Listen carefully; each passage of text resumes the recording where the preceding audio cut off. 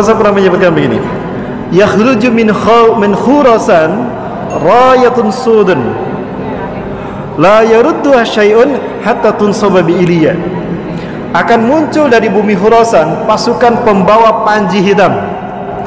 Tidak ada satupun kekuatan di muka bumi yang bisa mengalahkannya, sampai mereka akan mengibarkan panji hitam itu di bumi Ilya, Al-Quds, Al-Aqsa.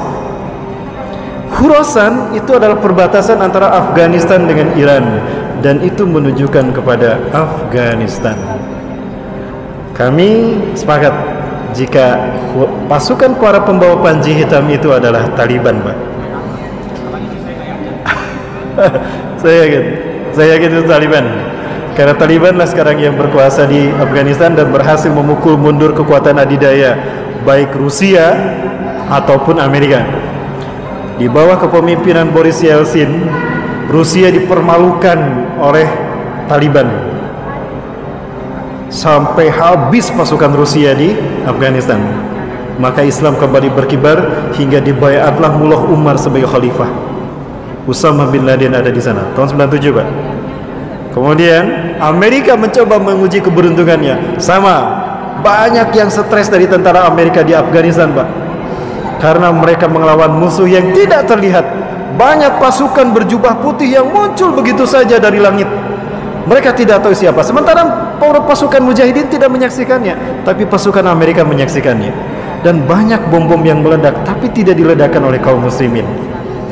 Ketika perang dihentikan karena azan, tapi terdengar suara ledakan di mana-mana. Ternyata malaikat ikut berperang. Itulah Taliban. Kenapa disebut Taliban? Taliban itu artinya santri, Pak.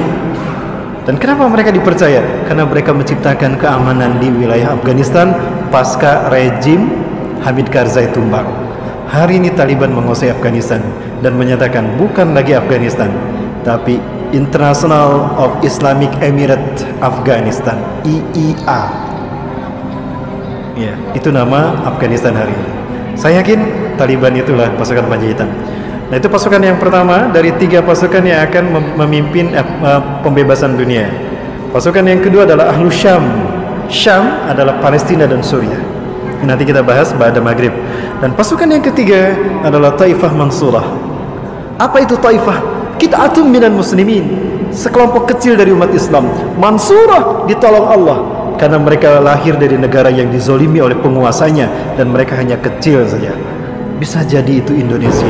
Dan saya tidak mengatakan merah putih yang disebutkan Rasulullah Indonesia. Rasulullah memang tidak pernah menyebutkan Indonesia, tapi demi Allah, Rasulullah dalam Sahih Muslim menyebutkan merah dan putih.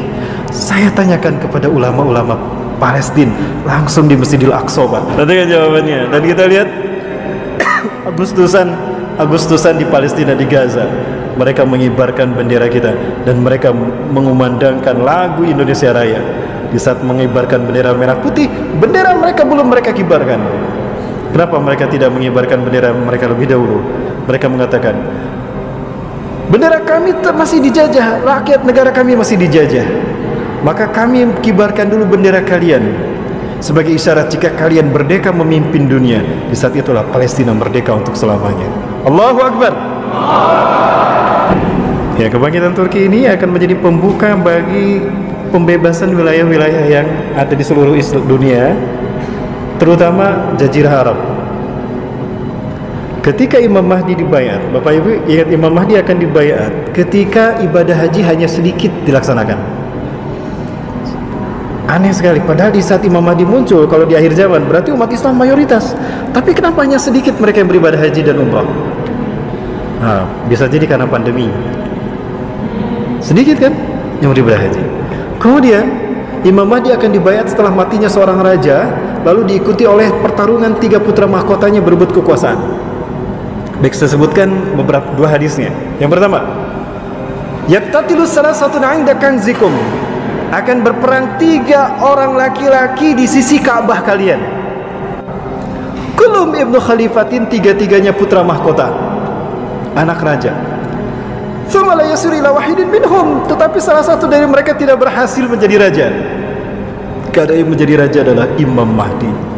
Kalau kita mendengar raja Arab meninggal, lalu terjadi perang antara 3 anaknya, saya tidak tahu. Perkiraan saya apakah antara Muhammad bin Salman, Muhammad bin Nayef dan Khalid bin Farhan, atau antara Muhammad bin Salman, Muhammad bin Nayef dan Al-Walid bin Talal.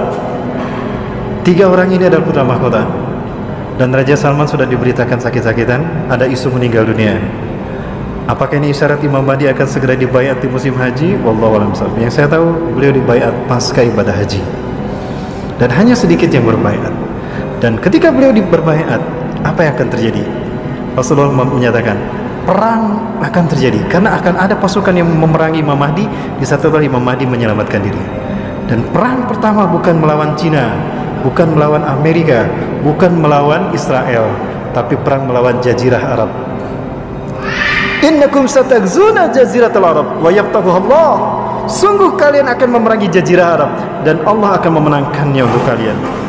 Summa tagzunal faras wa yaftahuha Allah.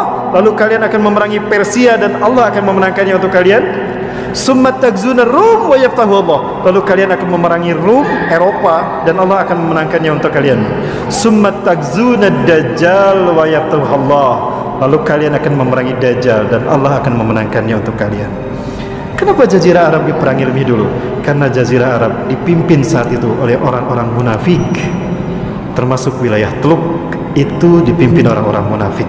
Maka beberapa negara di Teluk ini akan menjadi titik yang akan memberikan suntikan kekuatan umat Islam di bawah kepemimpinan Imam Mahdi. Sebut saja Qatar. Qatar adalah satu negara di Arab yang memberikan suplai besar kepada para mujahidin, termasuk Al-Qaeda. Kalau Inggris menjadi suaka politik bagi pemimpin yang memerangi Islam dan aliran sesat, maka Qatar adalah suaka politik bagi pejuang-pejuang Islam di seluruh dunia hari ini. Maka tidak menutup kemungkinan Bani Tamim akan muncul dari Qatar. Pemuda Bani Tamim akan muncul dari Qatar. Itu sempat ada pembahasan seperti itu kan. Artinya negara-negara Teluk ini akan menjadi pemicu kebangkitan wilayah Arab, dan akan menjadi suntikan kekuatan bagi terciptanya kekuatan politik bagi Imam Mahdi. Siapa itu tadi? Tiga pasukannya. Ashabul Ratisud, kemungkinan Taliban, Ahlus Syam, Palestina dan Suriah, Taifah Mansurah, Asia Tenggara. Dan itu dipimpin Indonesia.